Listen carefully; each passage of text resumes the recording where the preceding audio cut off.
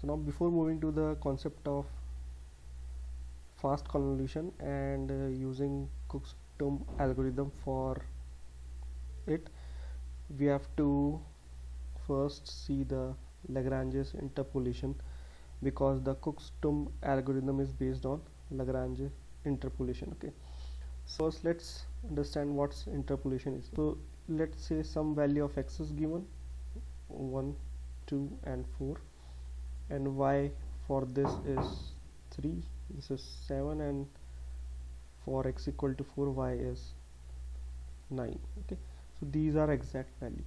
Now suppose based on this values, if I want to find the value of 1.5 or say 3, so I cannot do this directly. Okay, if somehow I can derive y as a function of x, okay, it may be a straight line, or it may be a square relationship, or any polynomial.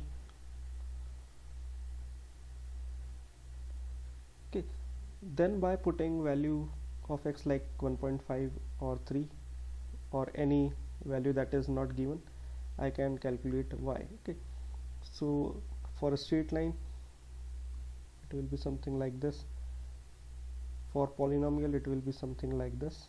Okay, so that depends. So this is called basically curve fitting, and this is called interpolation. Okay, so based on this data we can also calculate for x equal to 5. So this is interpolating on the other side, that is outside the range. So this is called extrapolation. Okay, this is also one kind of interpolation. So Lagrange's interpolation is basically based on polynomial interpolation. Some data x and its corresponding y data will be given, and y equal to fx, that will be denoted in terms of polynomial function. Okay, that is the main concept of Lagrange's interpolation. So some data x will be given to you, x0, x1, x2, x3 up to xn, and its corresponding y will be given, y0, y1, y2, y3 up to yn. So this data is given to you, and now you have to apply interpolation. You have to define y in terms of fx, where fx will be a polynomial. Okay, so for this let's define function p0x such that p0x is x minus x1 multiplied by x minus x2, x minus x3 up to x minus xn. Okay, so x0 is missing in the numerator, divided by x0 minus x1, x0 minus x2, x0 minus x3 till x0 minus xn. Okay, now if we substitute x equal to x0, substitute x equal to x0 in this particular equation. Okay, so for x equal to x0,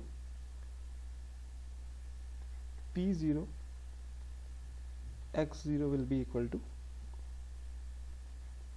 1, because if you substitute x0, So x0 minus x1 will cancel out from this term in denominator.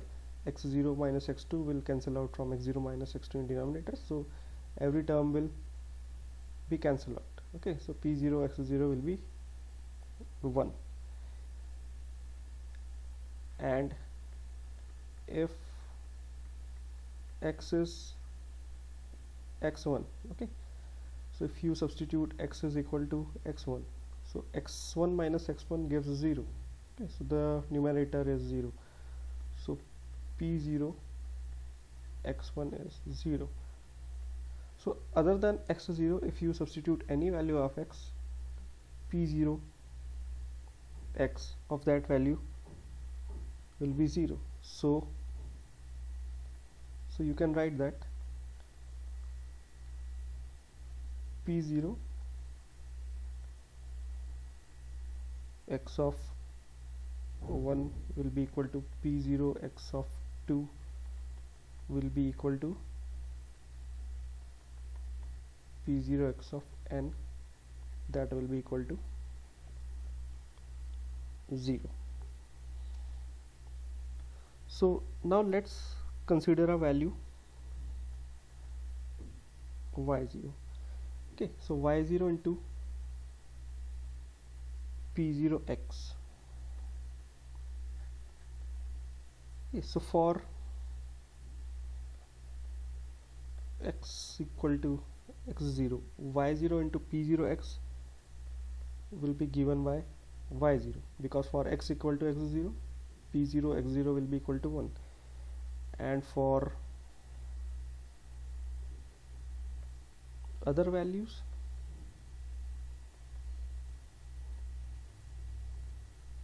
that will be equal to 0.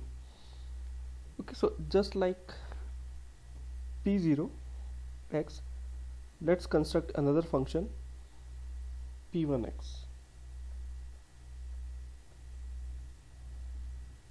So p1x will be given by x minus x0 multiplied by x minus x2. Now x1 term, x minus x1 term will be missing from the numerator, so x minus x2 up to x minus xn divided by x1 minus x0, x1 minus x2 up to x1 minus xn. So p1x will be equal to 1 for x equal to x1. So if you put x equal to x1, numerator and denominator will, the terms in numerator and denominator will cancel out, and the result will be 1, and it will be 0 for other values.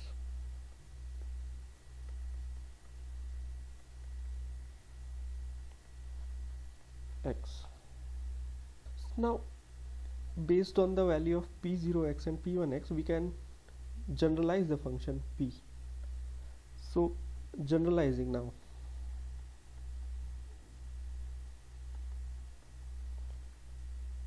pix can be given by formula x minus x0, x minus x1 up to x minus x of I minus 1, and we have to skip the term x of I, so the term next to this will be x minus x of I plus 1 till x minus x of n, and in denominator xi minus x0, xi minus x1 till xi minus x of I minus 1, and then xi minus x I plus 1. You have to skip x of I also from the denominator till x of I minus xn. Okay, so this is nothing but multiplications. Okay, so you can denote it by shorthand notation. So p of I x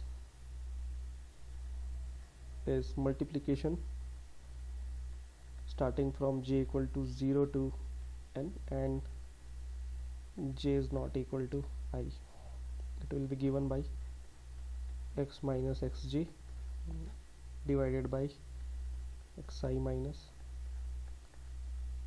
xj. So this is known as Lagrange's polynomial.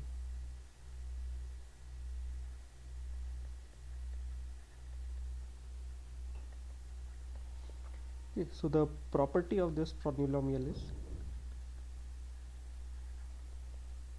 p of I xj will be equal to 1 for I equal to j, and it will be equal to 0 for I not equal to j. Okay, so now I define a function fx that is equal to y0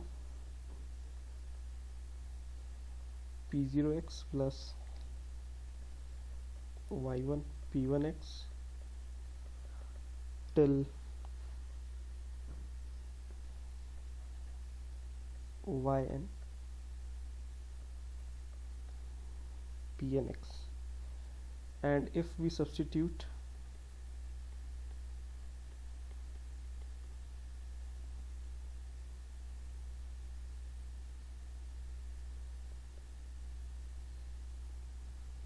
so if we substitute x equal to, let's say, x of 0, so p0 x0 will be equal to 1, all other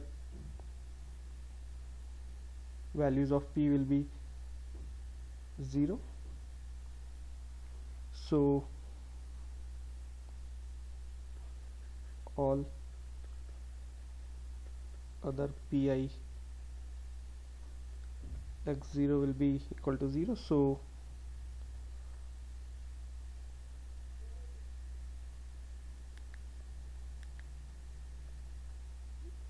f of x0 is given by y0. Similarly, if we substitute x equal to x1, so p1 x1 will be equal to 1, and all other pi x1 will be equal to 0. So f of x1 is equal to y1. Okay, so generalizing,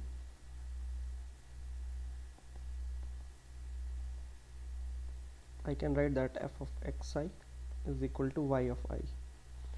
So this simply means that this polynomial function f of xi is equal to yi passes through all the point x0 y0 x1 y1 x2 y2 till xn yn. Okay, so summarizing the overall calculation. Okay, so initially our data was given x0 y0 x1 y1 x2 y2 up to xn yn. So you can represent this data on the xy axis. So for x0 x1 till different value of xn, you have, let's say this is y0, for this you have y1, and for this can be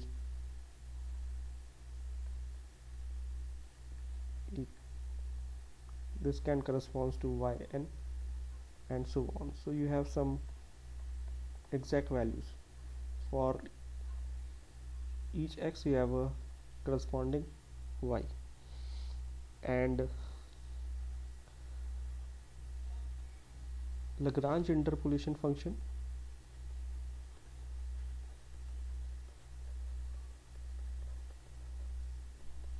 is f of x, that is, so this is summation of, and from 0 to n, so summation I equal to 0 to n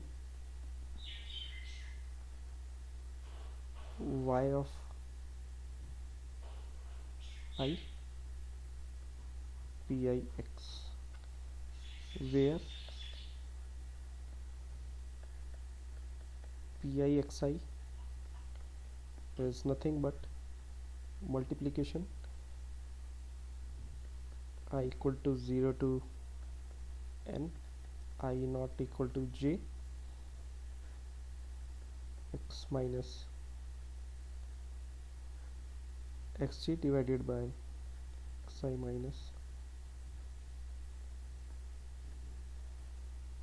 xj, and p of I xj is equal to 0 if I is not equal to j, and that is equal to 1 if I is equal to j. Okay, so this is the polynomial function.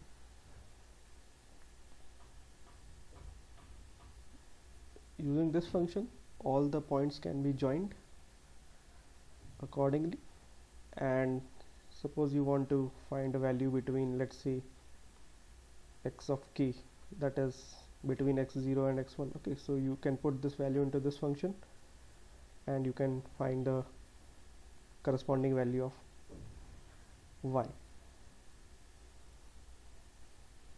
So coming to our main problem, that is finding convolution, and we have started with a n point sequence.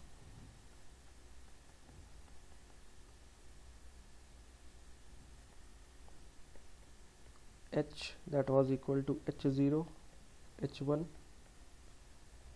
h2 up to h of n minus 1, and an L point sequence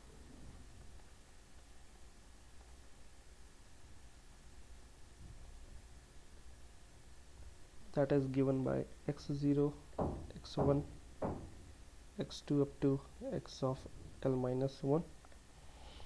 So the linear convolution of h and x can be expressed in terms of polynomial multiplication. Okay, so I can write s of p is equal to hp and xp. So for the time being, you can correlate p with z. Okay, so where h of p is given by minus 1, h of n minus 1, p of n minus 1 plus up to h of 1 p plus h0, and similarly you can express x of p equal to x of L minus 1 p raised to power L minus 1 plus dot dot dot x1p plus x0, and sp will be given by s of L plus n minus 2 p of L plus n minus 2 plus dot dot dot s1 p plus s0. Okay, so if this is an L point sequence and this is an L point sequence, so the output polynomial sp will have a degree of L plus n minus 2, and it will have L plus n minus 1 different coefficients.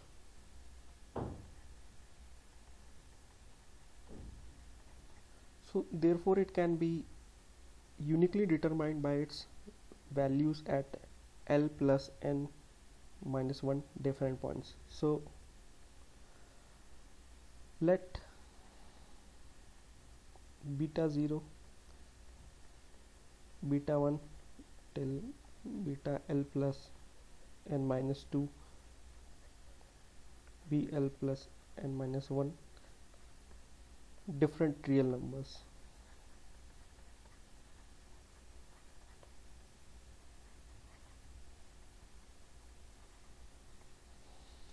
So if s of beta I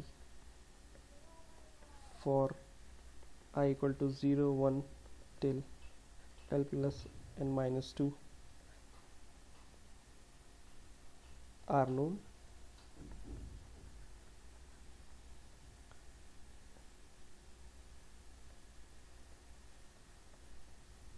we can easily compute then s of p using Lagrange interpolation theorem, as s of p is equal to summation I equal to 0 to L plus n minus 2 s of beta I multiplication where j is not equal to I, p minus beta j divided by multiplication j is not equal to I, beta I minus beta j. So unique solutions of SP, s of p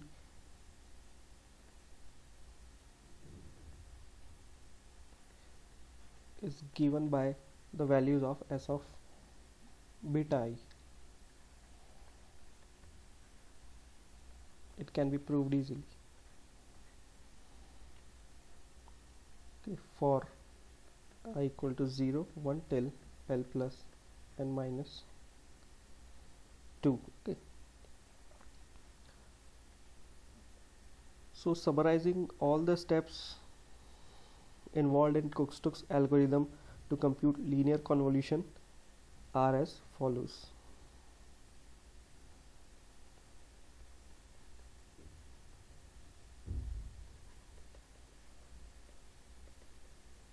So step 1 is to choose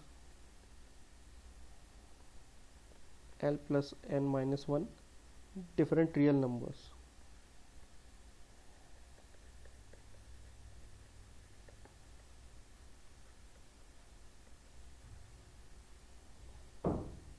Okay, that is beta 0, beta 1 up to beta L plus n minus 2.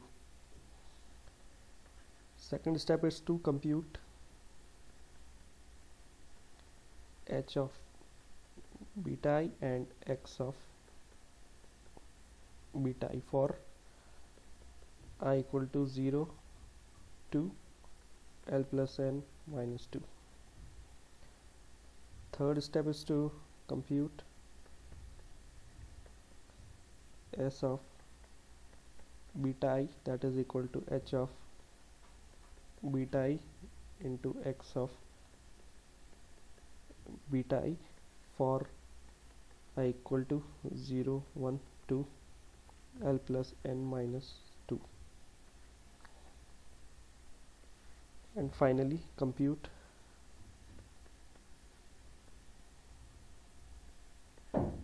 SP using the following relation.